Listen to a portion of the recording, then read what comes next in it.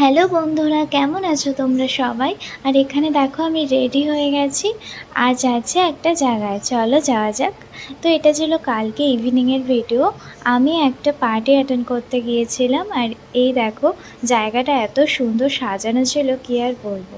তো এটা ছিল আমার পাশের বাড়ি একটা ছোট্ট পুচকুর রাইস সেরেমনি পার্টি।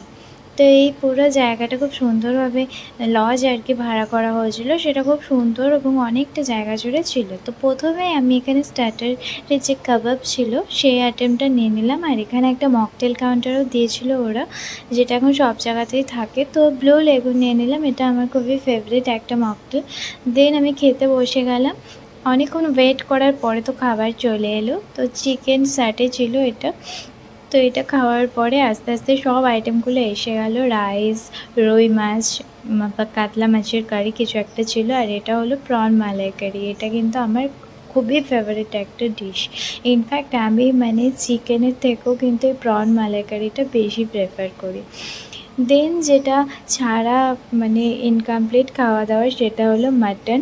তো আমি কিন্তু খুব একটা বেশি মাটন খেতে পারি না, তো অল্প একটু মাটন 2 পিস নিয়েছিলাম, আর তারপরে চাটনি, পাঁপড়, মিষ্টি সব কিছুই চলে এলো। একে একে আমি খাওয়া দাওয়া কমপ্লিট করে আবার একটু মকটেল কাউন্টারে চলে এলাম।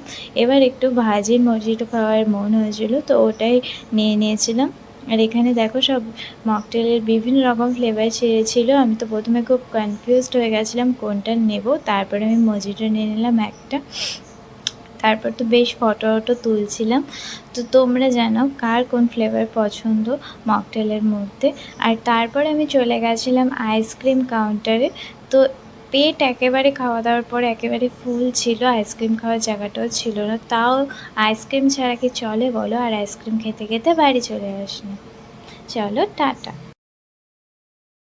আর ভিডিওটা ভালো লেগে থাকলে অবশ্যই সাবস্ক্রাইব করতে ভুলো না।